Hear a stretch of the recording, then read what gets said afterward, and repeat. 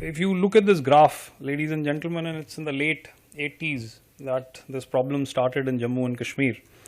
And as you can see, since then we've had more than 28,000 terror incidents.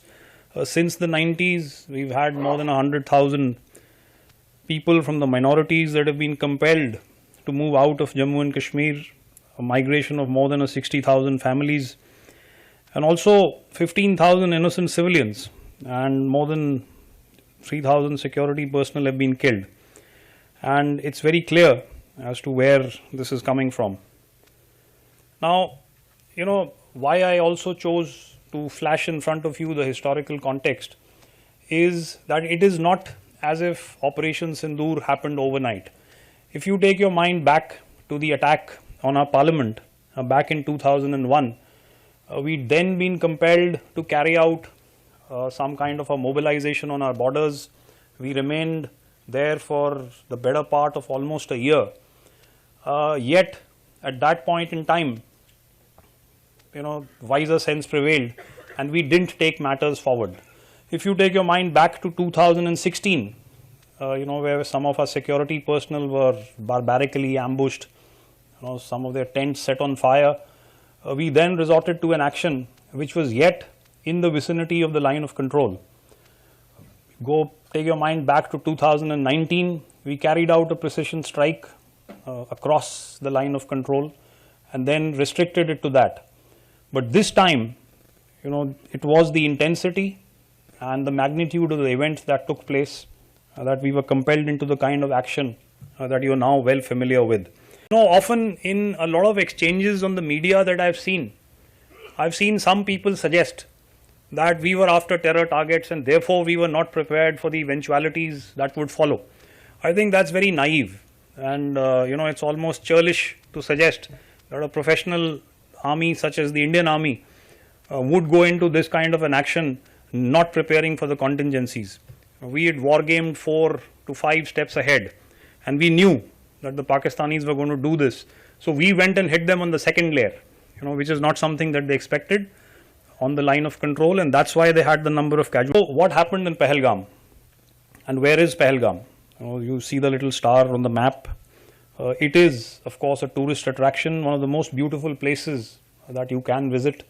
And having commanded, you know, the 15 Corps in Kashmir myself, I can testify to that it'll probably be, if some of you have seen it, for others that haven't, amongst the most beautiful places that you can go to.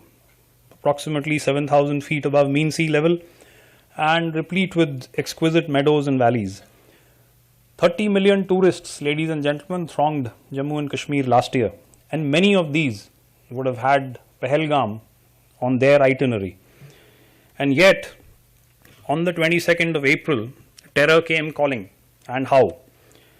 You know, sponsored terrorists from across the line of control killed 26 innocent tourists, singled them out, identified them, asked for the community that they came from, and shot them in cold blood in front of their families and loved ones. There were immediate claimers.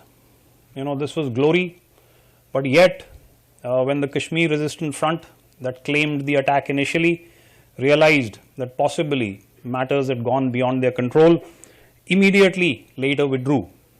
And that, of course, follows a pattern. It set into motion a process. You know, everybody knew that a response was inevitable. But we took our time, ladies and gentlemen. The Chief of Army Staff has probably alluded to this in some of his exchanges with the media, that there was complete flexibility for the armed forces to carry out and prosecute the actions that followed. So between the 22nd of April and the night of the 6th and 7th of May, the actions that you see on your screen were evolving and unfolding. So we were appreciating enemy courses of action, and we were prioritizing our targets, and I'll just speak in a moment about that. We carried out certain precautionary deployment on our borders to make sure that the enemy was deterred. And of course, there was a lot of inter-service government departments and agencies that were coordinating amongst themselves. The final selection of targets was carried out from a large number of targets that we kind of scrutinized. And of course, while all this was happening, there was a very harmonized and proactive information warfare campaign that was also unfolding.